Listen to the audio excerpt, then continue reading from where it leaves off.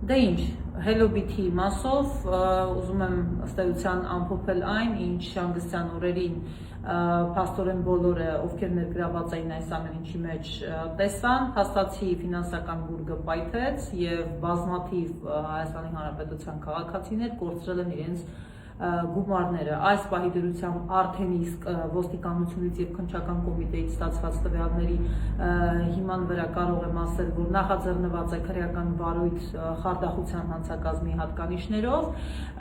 եւ բնականաբար բազմաթիվ մարդիկ շարունակելու են դիմել։ Իդեպ մարդկանց ամենաշատ հետաքրքրող հարցը այն է, թե հնարավոր կլինի նախ բացահայտել այս հանցագործությունը եւ ընդհանրապես իրենց ֆինանսական միջոցների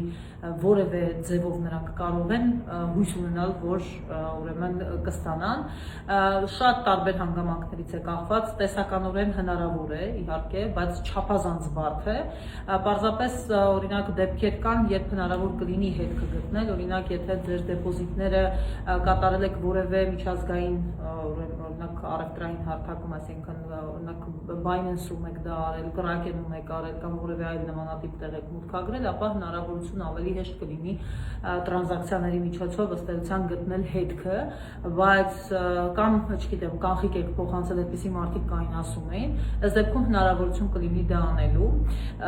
Ուզում եմ եւս մեկ անգամ ձեզ հորդորել, որ որևէ պարագայում որևէ մեկին գումար չփոխանցեք, այսպես ասած ձեր հաշիվը վերականգնելու համար, դա խաբեության երկրորդ փուլն է, երբ էլի ինչ որ գումարներ ներգրավվելու։ Առհասարակ ֆինանսական բուրգերը չափազանց տարածված են եւ անընդհատ նույն սխեմայով կրկնվում են։ Սկզբում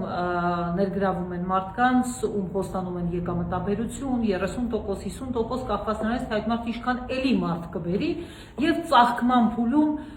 մարդիկ սկսում են ակտիվ գովազդել, որ իրենք գումար են աշխատել, խորհուրդ են տալիս իրենց մտերիմներին ու հետո տեղի ունենում այն, ինչ տեղի ունեցավ Hello-Bit-ի հետ։ Այս պահին էլ անգամ ընդմիջում չտալով այդպիսի մարդիկ շարունակում են այդպիսի ըստ էության բուրգերի գովազդը։ Հարգելի քաղաքացիներ, նախ հորդորում եմ ձեզ, հատկապես իմ ասած դեպքերում, գնալու անպայման հաղորդում տալ, որպեսզի հնարավոր լինի այս ամենի հետքերով բացահայտել որևէ բան, մարդիկ կամ, չգիտեմ, ակտիվներ,